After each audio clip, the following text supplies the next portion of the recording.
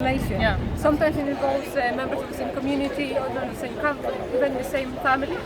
Could you please explain the gross overrepresentation of Muslims in those cases, and are there any aspects of Islamic teachings that are triggering this behaviour? Yeah, absolutely. So, okay, a disproportionate amount of the grooming gangs or the groomers in this country are Muslim. In fact, I don't think I've ever come across a Sikh grooming gang or a Christian grooming gang, only Muslim grooming gangs. And it's very clear, the reason they're doing this is because it says to do it in the scriptures.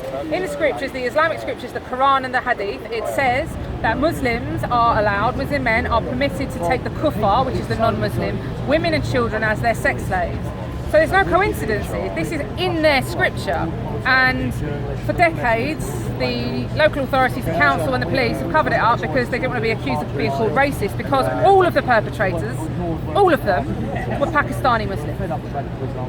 Also, I'm probably not the only person. I've watched your videos when you confronted the convicted, the suspects. I think last one was in Ramsgate in Kent. How did that go? Did you give any update on that case? I can, yeah. I couldn't speak for a while because I had bail conditions, but we went into court and got them lifted.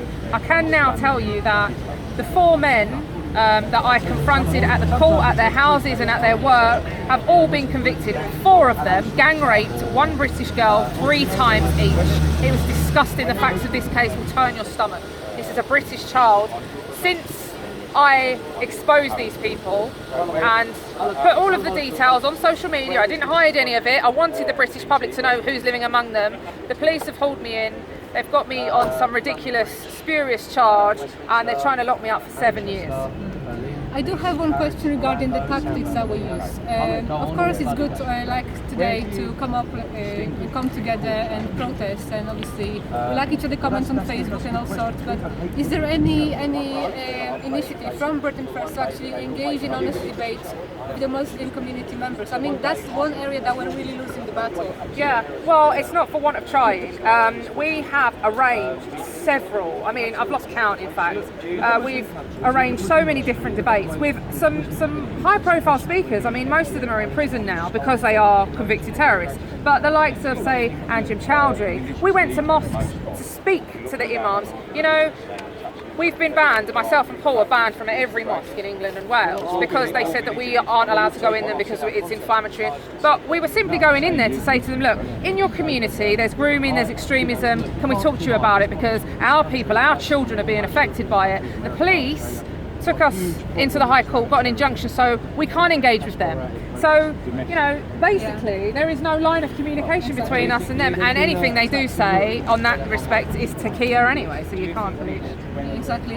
I mean, I had also a case, first-hand experience from my university. I used to go to university here, and last year they've organised a so-called debate on a so-called future of multi-faith society. The reason I put the debates like that is because there wasn't any debates. They didn't even bother to invite anybody who could offer a critical view on Islam or multiculturalism. Nothing at all. So it would be really good to actually try and fill this kind of gap, because that's where really are at a disadvantage. Yeah, of course. I mean, look, they don't want to hear any side other than Islam means peace. It doesn't. It means submission. Islam is a peaceful religion. The Prophet Muhammad didn't do all of these things that it's in the scriptures. It says he's done. You know, they don't want you to. They want you to peddle a false narrative. They don't want someone to say, I've read the Quran and there's over 140 verses that say kill the kuffar. They don't want you to do it, so they don't let you debate. This one is related also to my previous questions. We have the so-called interfaith meetings in Britain, where the Muslims leader, the Christian and the Jewish come together, tell us that Islam is a religion of peace and how we believe in the same God.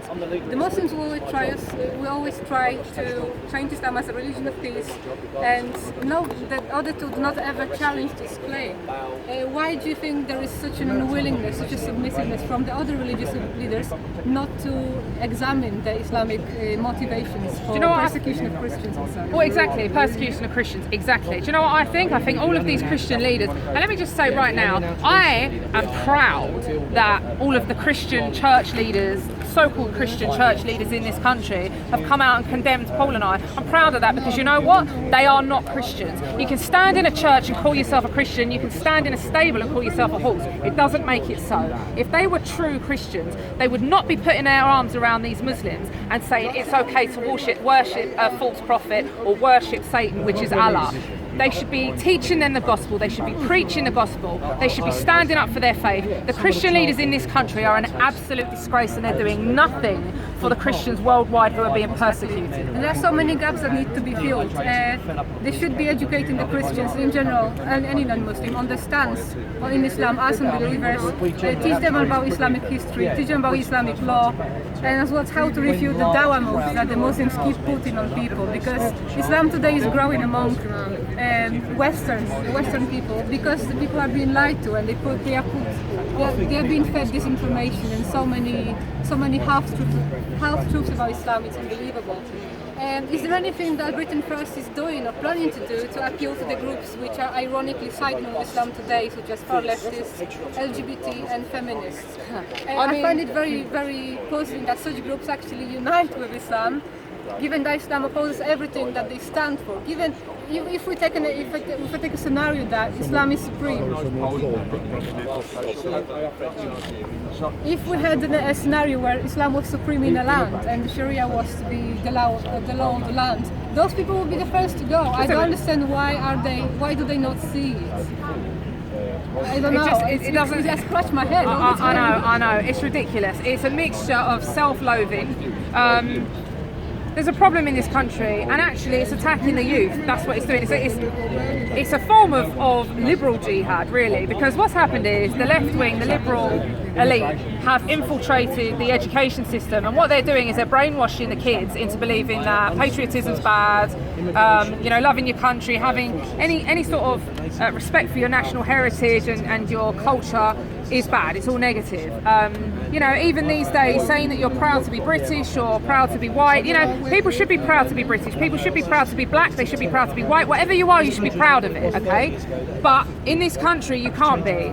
And ironically, as you say, the feminists who are siding with the Muslims are doing absolutely nothing for the women in the Middle East who are being oppressed. They're not allowed to drive, they have to cover themselves. Or even the girls that have been raped by their so-called Asian. Yeah, Asian exactly. And honour killings, We've got honour killings right here in my country. We've got FGM right here in my country. And these feminazis are doing nothing to tackle that. You often advocate that we should defend Christian faith, both in the UK and also in the whole Western world, as one of the key pillars of our identity. Whilst I'm not disputing this, I'm skeptical if such a people can actually catch the wind in countries where a lot of people are just atheists and quite skeptical. I'm not sure that's enough of a trigger anymore. Yeah, well, maybe it isn't, but as a Christian, any Christian knows, or they should know, that it is our duty to spread the gospel. So, if someone's an atheist and they're a member of Britain First, there is no problem. If someone is of no faith and they're a patriot to their country, the two can go hand in hand. But what we're trying to do is bring back these Christian values. We are a Christian nation. And if we can bring the nation, the people back to Christ, we will succeed. God has had his hand on our island for many, many years. We have been extremely successful, but we are now an apostate nation. And I think we are seeing the results of being an apostate nation right now. My last question is about the Eastern European community in the UK. How do you see their role in British society, and how could they help to tackle spread of Islam in Europe today? Look, I've said it a million times. People have come up to me today and said thank you. There's no need to thank me. I'm saying it honestly. I've said it before. I'd take 1 million Poles into this country before I took one Islamic extremist, and I mean that, 1 million, happily. The role that the Polish community, that the people across Europe, that they can contribute to our country, it's been fantastic.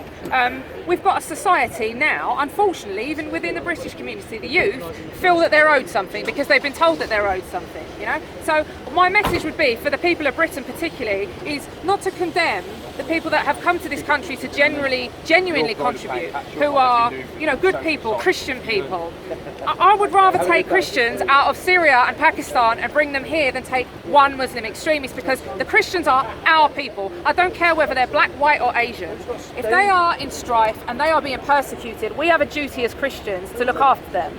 So everybody has a role to play. What we need to do is stop all Muslim immigration into our country.